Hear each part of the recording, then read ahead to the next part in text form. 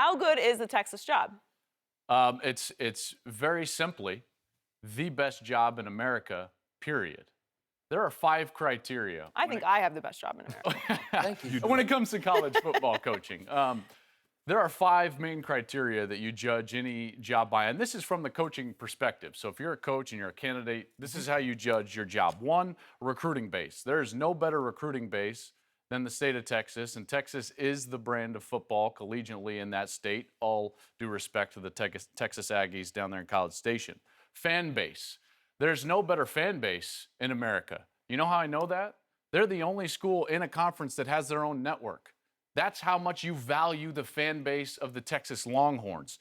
You've got to have a great president and a great AD that get it. I think that's a very overlooked factor. And Greg Finviz, the president of Texas, this is how much he gets it. Last year when they were looking for an offensive coordinator in the offseason, he himself got on a private plane, flew to Tulsa in order to entice Sterling Gilbert, a very decorated high school coach in the state of Texas and then very decorated at the lower levels of college football, to come in and install this new style of system for the University of Texas. So they get it. You have to have tradition, as good as anybody in the country at the University of Texas, and you've got to be in a Power 5 conference.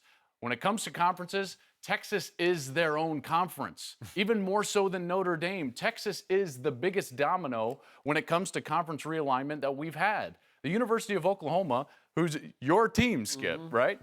They essentially said, we're not big enough to make decisions. We're going wherever Texas goes. That is That's correct. the reason that the Pac-16 didn't happen, is because Texas didn't want it to happen. They're the single biggest influencer in college football. Therefore, this is the best job in America, period. Go ahead. I already made the same case. Thank you, Joel. I appreciate it. And by the way, I got to point out, Go ahead. in honor of my Oklahoma Sooners, Joel is wearing his crimson pocket square. Right? Just thank you. No bias this weekend, no bias. But here's the thing with that recruiting base. Yes, Texas has a great base, but they can't get the top players. Only Nick Saban and Urban Meyer, those 2 head coaches, have tentacles from wherever they are, can reach anywhere in the country. That's why Nick Saban can go in there and get Jalen Hurts. He didn't go to that. Urban Meyer can go in there and get those guys. Yeah, they have great fans, but Ohio State, they have 105 every Saturday. Alabama has 89. Fan base with college football, especially if you're in the South, those SEC, they're gonna sell out every game.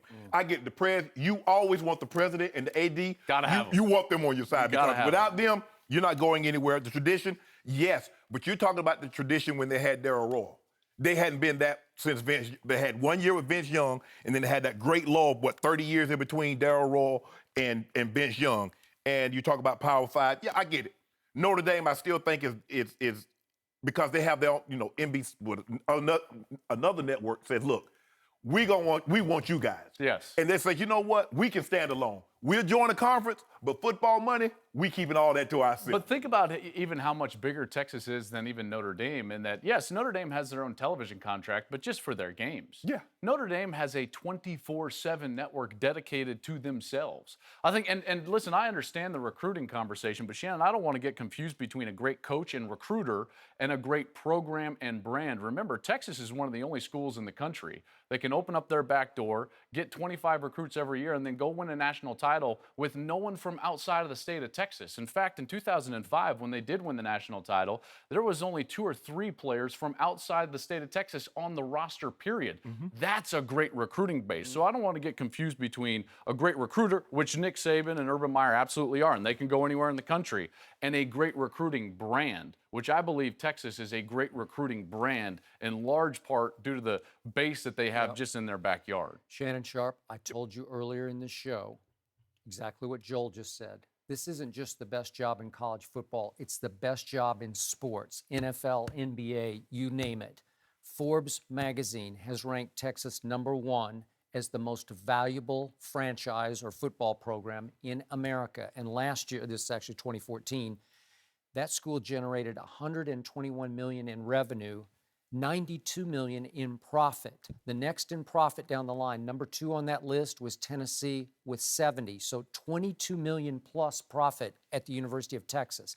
It is a flat out power plant located in the booming city of Austin, which, as you know, is the state capital of Texas. Yep. And it's shameful if the coach at Texas, the football coach, doesn't own recruiting in the state of Texas the way Darrell Royal once upon a time owned it. And Mac Brown. I don't want to leave. I mean, Mac he owned did it in for the a state. while. For a while. He just overlooked too many quarterbacks who went elsewhere Sure. and became stars. I think the And it politics of recruiting caught up with Mac more than the it recruiting did. itself. But every high school coach should bleed orange. Every high school coach should channel their kids, their best kids, toward Austin, Texas. Ron Meyer, when he used to coach at SMU, this is way back in the day when they had really good teams. Now they were the best teams money could buy, but that's a whole other. Yeah. But he used to tell me that if he could just own Dallas-Fort Worth recruiting, this is a quote, I would win the national championship every year. If you could just give me the pick of the litter, so to speak, in Dallas-Fort Worth. That's just one metroplex part of the state of Texas. So if you could own Dallas-Fort Worth and Houston and all this, Lubbock and all the other cities around the state of Texas that produces star after star after star, if you could close the gates on Nick Saban and Urban Meyer, which you should be able to do, except for the odd kid whose parents went to Ohio State or Alabama or whatever. But you should be predominant every year. You should be in the conversation for the national championship year after year after year. So the great irony for Charlie Strong to me is, I think he's recruited sensationally. He even went out and got the quarterback. Shane Buechele is really good. He's just a kid, but he's got a big NFL big-time arm and instincts. And I covered his father when he was the third baseman for the Texas Rangers, so his bloodlines are really good because Steve Buechele is really good, one of the best third basemen in baseball. So I love it that he got his quarterback, but his forte, his calling card is the other side, the defense. And they can't stop anybody. And I am baffled by this. So back to the program, that guy should have the dominant defense in college football because it's there under your nose to recruit But see, that kind both of you talent. guys use the same premise. That's what the University of Miami said. If we can just win Miami, we can win the national. And there was a time that they could. And everybody thinks they want Miami to go back to the 80s and 90s where they were the premier program. Yeah. And if you could just recruit the state of Florida.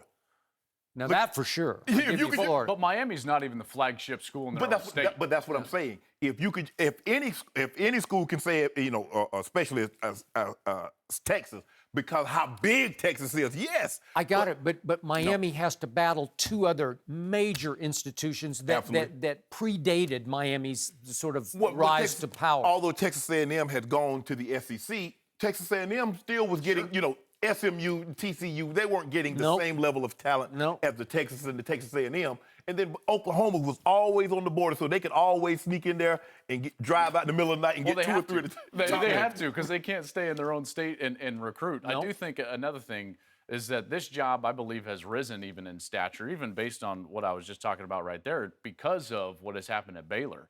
Art Briles was the one guy that was really dangerous in Texas high school recruiting because he was himself a Texas high school football coach from Stephenville. And now with him not at Baylor, it's even a better job. And you should have those gates around the state of Texas even more so. So, I go back to that.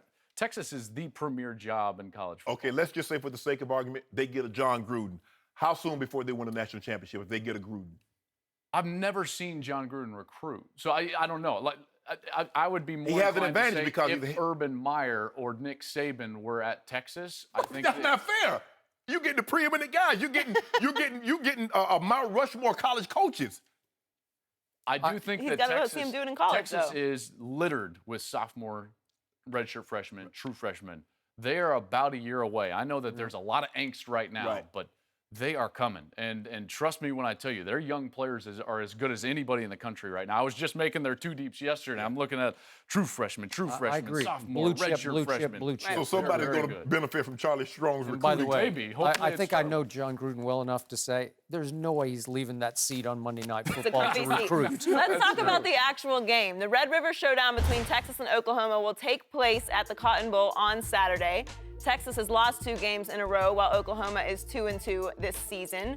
Joel, no biases, but who has the edge? Well, here's what's so interesting to me is that it's almost impossible to point to what these teams have done thus far in the season because all you got to do is point to last season. Texas was 1-4. They had given up almost 200 yards of rushing in every game leading up to this game against Oklahoma. And then they beat Oklahoma and held Oklahoma to 67 yards rushing. Just to give you a little bit of frame of reference, Texas didn't hold a single team other than Oklahoma under 100 yards rushing all season long. So this game is an outlier. Wow. You can't point to statistical analysis. Texas is going to be playing better than what they've been playing. Oklahoma is going to play better than what they've been playing. If you have to give an advantage, you would say there's an experienced quarterback versus a true freshman quarterback who hasn't been in this environment. But other than that, throw out the records, throw out the statistics, because this is the Red River Rivalry and the Cotton Bowl with 100,000 strong. And I got to tell you, this is going to be as emotional a game as I can remember, because both programs have a lot of angst surrounding them right now. Does the losing coach lose his job at the end of the year? I think that's more of a possibility for Texas than it is Oklahoma. But there's so much football to be played after this. And Charlie's going through a difficult transition right now, just philosophically. You know, Shannon, as a football player, it matters, and as a football coach, you played for several of them, it matters what your football DNA is, right? It matters what your foundation and philosophy is. Just to give you a little frame of reference, at Louisville, Charlie's defenses never saw the field more than about 26 minutes per game. Wow. Now they're seeing the field guys for about 33 minutes per game. That's a 7-minute swing in being on the field. That's about, let's call it 21 plays over 420 seconds. If you give up 6.5 yards per play, which they're doing right now, it's 140 yards. Yeah. That's a lot. So right now, philosophically, Charlie is struggling with this new spread tempo system with Sterling Gilbert, and he's going to go back to calling his defense to try to take control of that. We'll see if that works. I mean, he's got to win some football games. There's no question. I always hate rivalry games because, like you said, you throw the records out the window. The Raiders in Kansas City were our rivals at Denver, and it didn't matter what we could be 12-1, and they can be 4 and whatever. Somehow it was going to be a close game, or they would get us in the end.